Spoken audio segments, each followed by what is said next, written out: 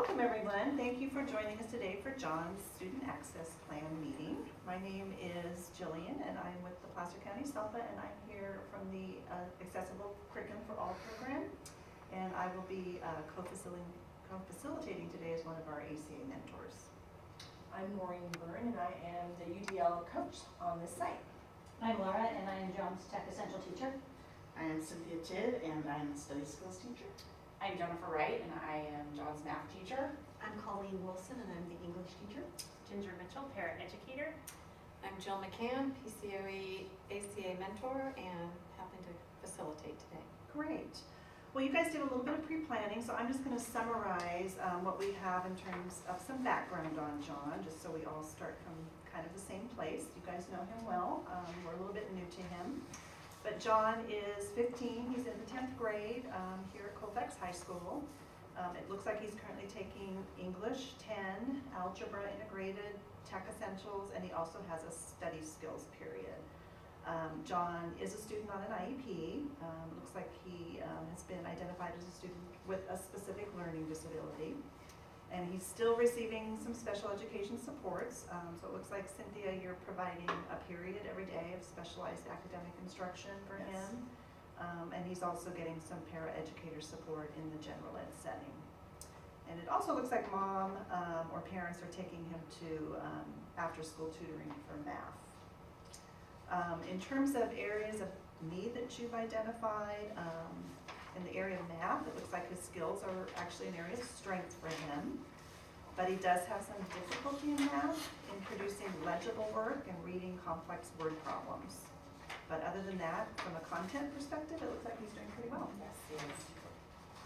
Reading, he reads at the 3rd grade level, which obviously significantly impacts his ability to access grade level content. His comprehension of concepts and ideas is excellent, but his decoding and his fluency and his comprehension skills for reading are obviously a very significant challenge for him.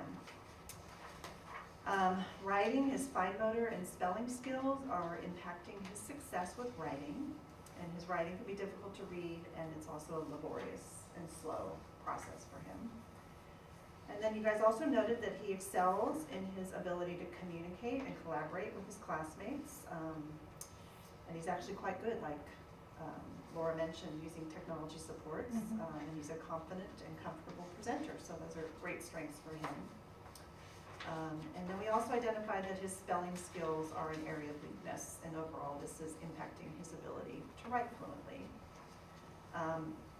It also looks like you guys noted that he has some struggles with time management and task initiation as some executive function skills to kind of think about and keep in mind.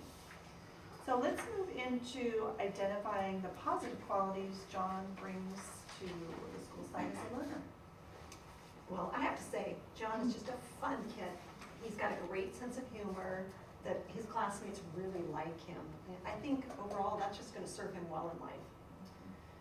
And he has a lot of real passionate interests. He's really interested in science, especially anything to do with the environment.